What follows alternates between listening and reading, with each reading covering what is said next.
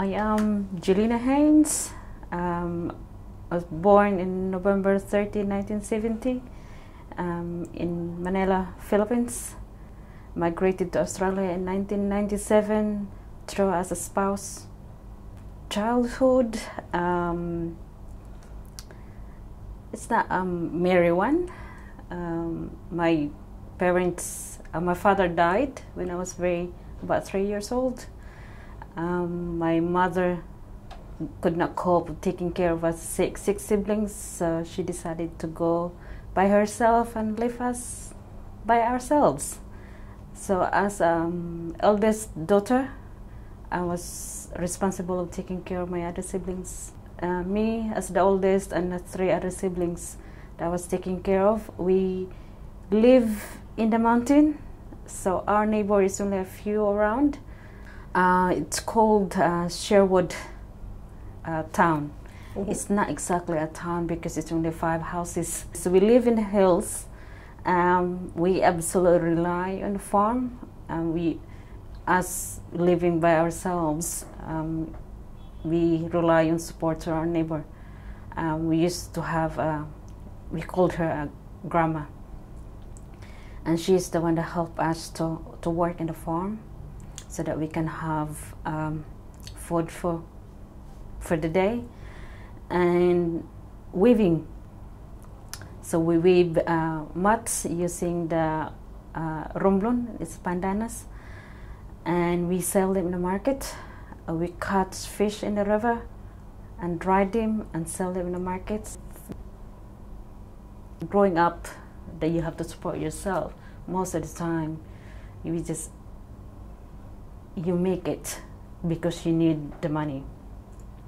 So it wasn't a leisurely weaving scenario. It's all, I have to make the stuff to earn the money from it. That was the purpose of it. And I think that was the drive for it, is to keep up without realizing that I'm keeping up with my culture on that side.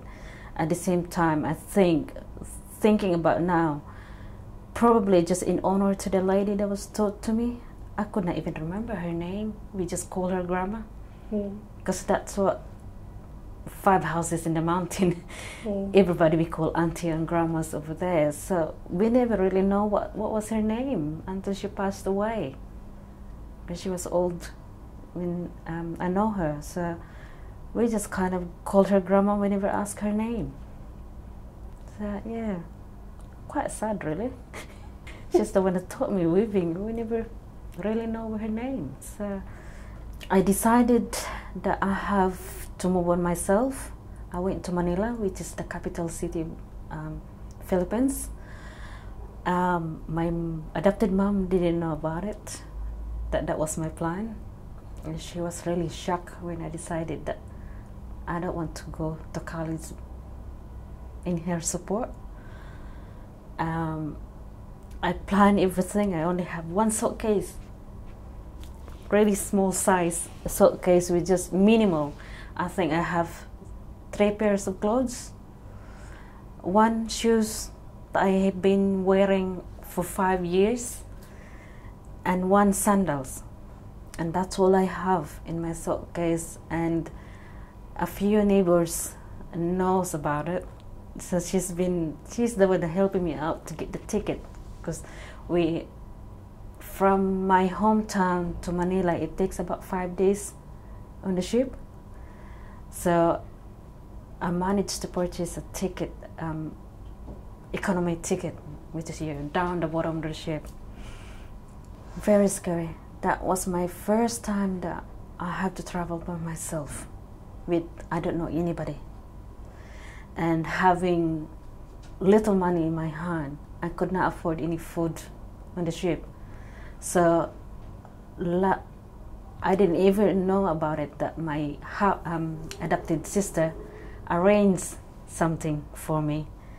And one of our neighbor, he was in the first class cabin. At the same time, I was traveling at that time. And he was the one giving me food. So I don't need to spend my money. So that's 5 days trip from my hometown to Manila, and we stopped about 3 towns, I think, before we arrived to Manila Bay. Everything is noisy. First impression of Manila Bay, it was just the smell of it. People just shouting each other, people going back and forth, running, cars everywhere. You can't even cross the road without crashing yourself. So it was a scary one. But I don't know what happened. Must be the angel taking care of me on that side, that our neighbor decided to ride on the same day that I'm planning to go by myself. When I arrived on my adopted mom's daughter-in-law, I could not find any job that would support me. So they decided, I'll say that my room is about the same size as the toilet. That's where I'm staying.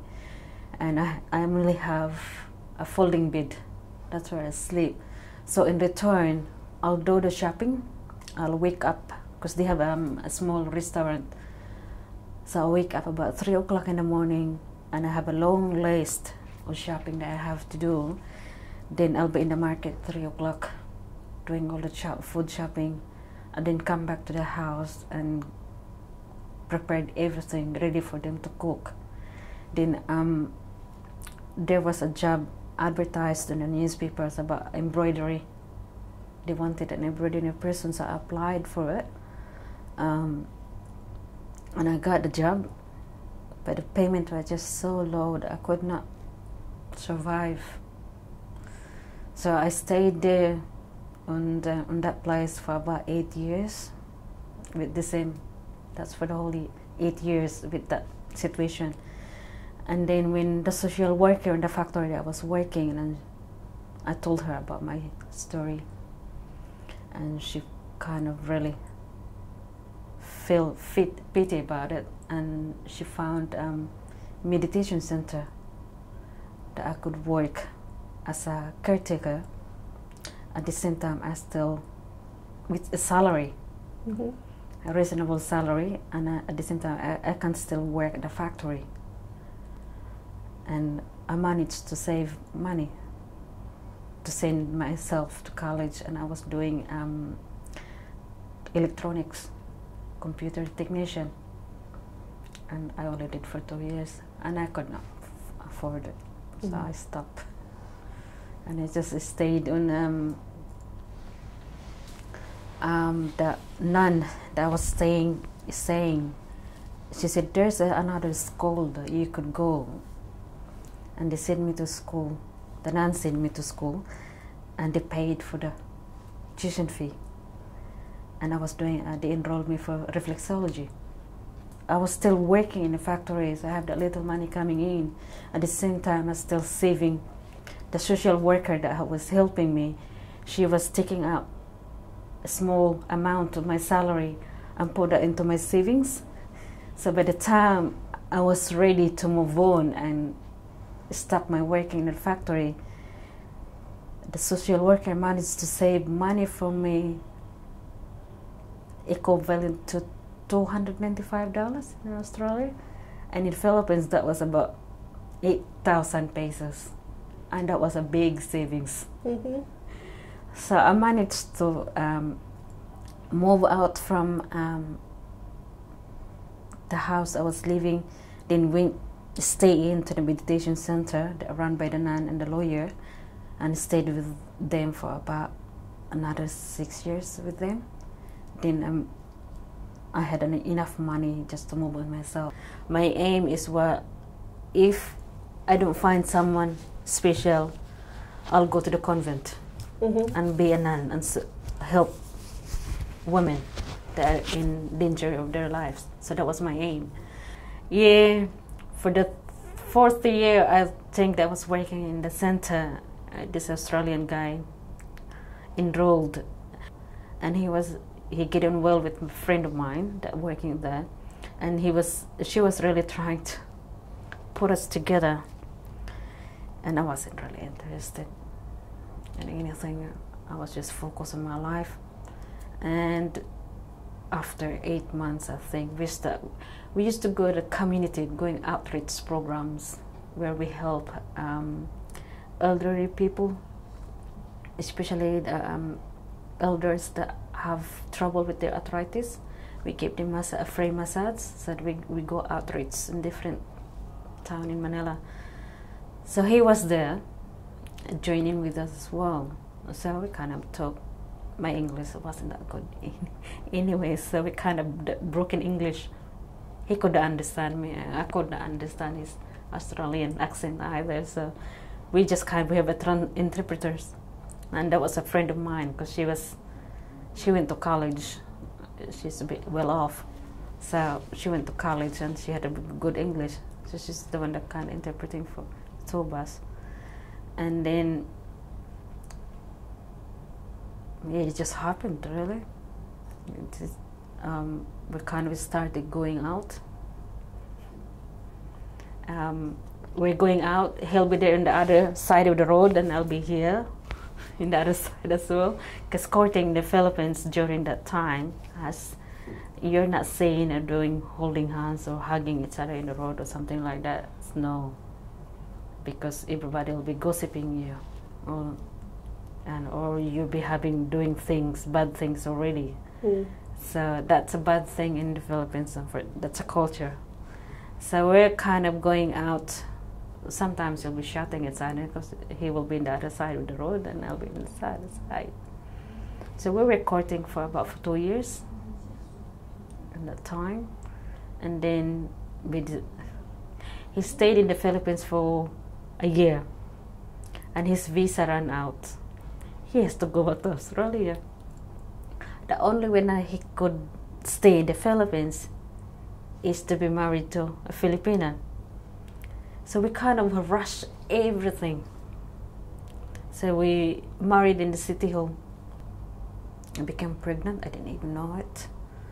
I was 24. I became pregnant. Absolutely scared to death. There's a life growing inside me and I don't know how to take care. We don't have a stable income. So absolutely scared. And he was the same. He was feeling the same. And that was the time that he decided that he has to go back to Australia to find a job. And I was left in the Philippines for about 3 years. Stayed over there. And while he was working here, then he come back when he stayed for the 3 months, I think, before he gave birth. Then he come back again to Australia. He was going back and forth for those 3 years. And he come back again when our son turned 1. But during the time, that was the time that Manila was unsettled with martial law. During that time, martial law, the president slowly is introducing martial law, and our landlord said, your son would have trouble adjusting because he has a deaf white father. He would be troubled, he would be abused in school and harassed in school. So you're better off moving to Australia and just go there because it's safe over there. So that was the time that we're processing my papers, and without realizing that I don't have any papers myself. I don't have birth certificate recorded on the birth register. Everything has to be produced and supported with my adopted moms that I was living. She adopted me.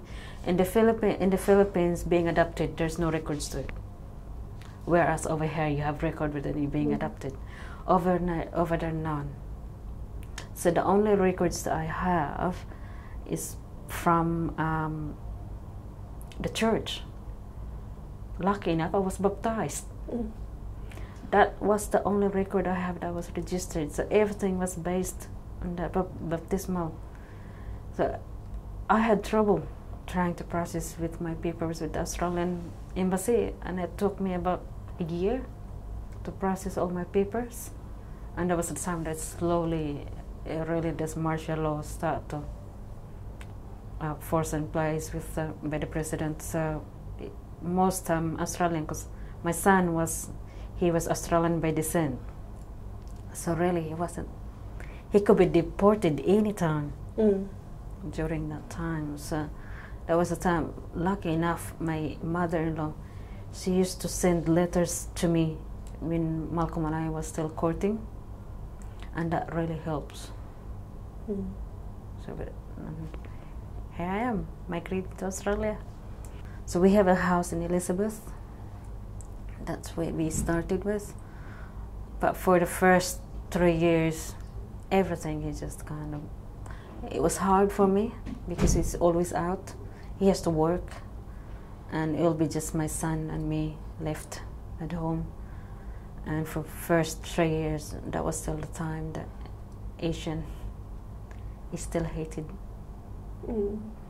So discrimination, racial discrimination is still ripe on that time. So we're kind of, first year we just stay inside, we don't know anybody. So when my husband go to work, lock the door, stay inside, never go outside. So that was the first year. And second year, we're kind of slowly understanding my in-laws speaking, because I could not understand them, and they could not understand what I'm saying. So we just kind of avoid talking to save embarrassment for both sides. So for the second year, they're slowly coming over, visiting us, checking us all the time. My brother-in-law, he still doesn't get over that his sister-in-law is Asian. A neighbor of ours mentioned about the Parawest Adult Campus at Elizabeth West. And say it might be helpful for you to go in this place, because it's an adult campus and there's a lot of migrants that goes there and study and practice their English. But even that, all my qualifications I have in the Philippines, it wasn't Australian standard, so I have to enroll back to year 10 to do English and math. Then slowly going up, and I found one of the teachers did exhibitions at the entrance of the school. I said, arts might be good, might be useful. I'll be good at it. I did pottery, I did sculpture, I did textiles, I did printmaking, I did photography, I did mosaic. I think the textiles, that really grabs me. Although I did combine everything, techniques from printmaking, that I could apply it to the textiles, the sculptures side of it, sculpting textiles. The two teachers really helped me out and really encouraged me to do textiles. So you're good at it, keep it up. Other techniques that you learn from different subjects, you can apply that to textiles. So I did. And one teacher, he said, you're ready for uni. Take further study and things like that. But unfortunately, I didn't pass on the stat test. And I could not get the right entrance test for doing the degree in uni essay. So and I found Curtin that does adult entry, include your work experience, community experience, experience that you have in childhood, and that was included. So I enrolled through Open Learning. And I did finished my arts degree, major in textile and design. I applied for another degree, and this time I'm doing it at uni essay. And I had enough score that I could get in for the postgrad study. I was enrolled on a graduate certificate in archival and preservation management, and then I went further study. I did the master degree. I was accepted doing the master degree in business information, business management. But I was still, even though it's a information management, I was still continuing to my archival and preservation side of it, and doing different subjects that would further enhance my knowledge. I do eco-dyeing, using natural plants. At the moment, I'm experimenting different species of eucalyptus. I could not even remember them. There's a few species in them. So I picked them up from different sections of Adelaide Hills. Somehow different eucalyptus growing in different areas can extract in different color. It might be the environment that they're growing. Around Gula, their colors is very pale, whereas in Adelaide Hills, somehow the color is quite vibrant. You get a reddish color in them. So at the moment I'm still in the experimenting side of it, but it's been a few successful work that I sold already. I'm doing rust dyeing, which is still in the eco dyeing. I tend to use sustainable products if I could help myself in that way. I tend to use. At the same time, I'm trying to support South Australian suppliers as well, especially the individual suppliers that are just doing it by themselves. I tend to help them on the side. And I do deboray, which is still part under the printmaking side of it, but using the textiles when you burn each the design, hand drawn to the silk velvet itself, and you have this chemical that is screen printed, and it'll take out the velvet side and keep the silk in the back. Stays in there, so you just have this burn its image on the fabric. And then I do embroidery, hand embroidery. I'm combining slowly with my traditional embroidery on my hand embroidery side of it. At the same time, I'm experimenting felting. So most of my work are wearable. For me, art has to be worn in order to be noticed. I appreciate all the other works under beautiful painting, sculpture, and things like that, but I tend to drawn to wearable, and I promote my work that way. And I'm trying to promote the art and handmade artwork. Handmade, they stay forever. My culture, the environment, Australian environment, as you can see in my scarf, Australian colors. My travels around South Australian outback through involvement to my community projects I'm involved with, my cooking involvement, environmental management department at Mawson Lakes always ask me to do cooking with their school camps, so I can travel in the outbacks, which is give me opportunity to take photographs over there and records different plants that they have, so that kind of inspired me to base my work from it. At the same time, I'm still trying to incorporate my culture in it. I'm trying not to forget my culture. That's the one I'm hoping.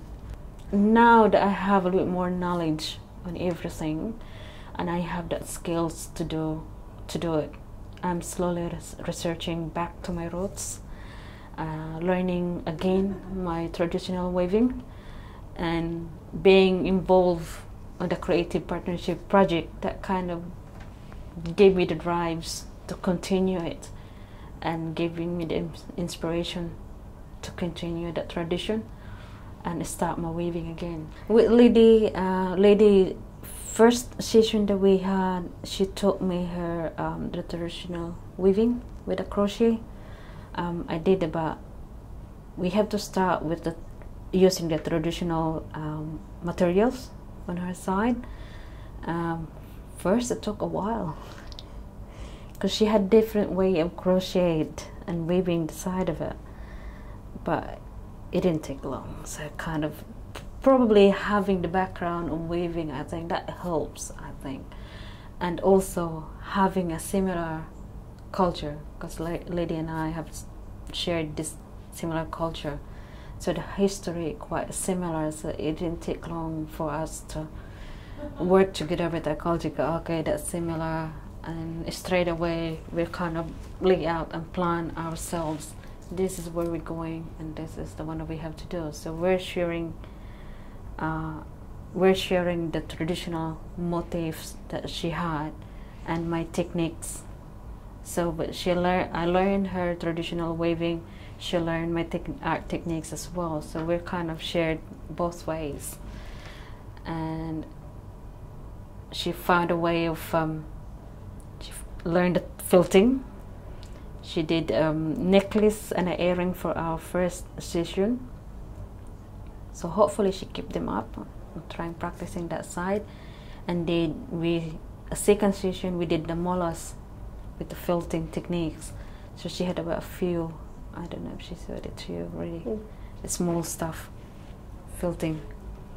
So that's the one we did at second session. Then we did it at our place. We did the fabric painting. So I introduced her to the fabric painting, a designing landscape.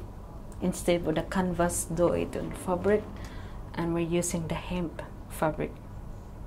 Hemp fabric is a sustainable material, so we're kind of introducing here to accessing different materials,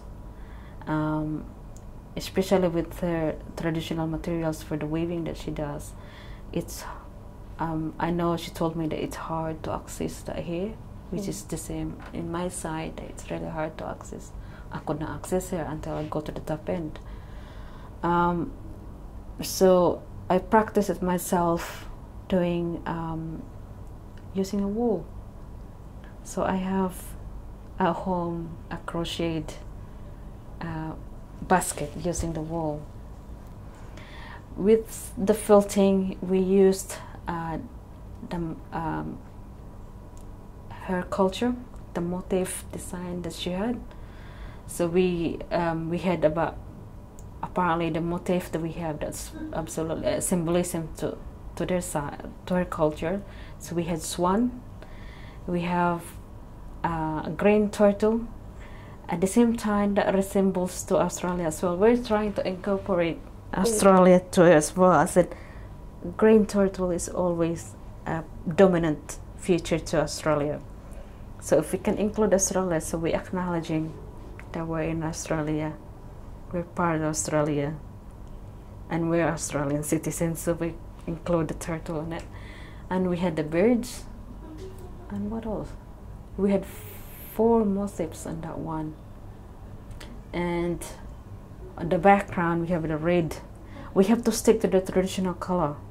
We have red, green, blue, yellow, and orange, I think. I can't remember. So very traditional, based on the traditional colors that a lady has. So my contribution in there is to teach her the felting, the techniques, and joining how, because most of the time, I know that she told me that she only does hand sewing. She never tried different stuff. I said next time, the next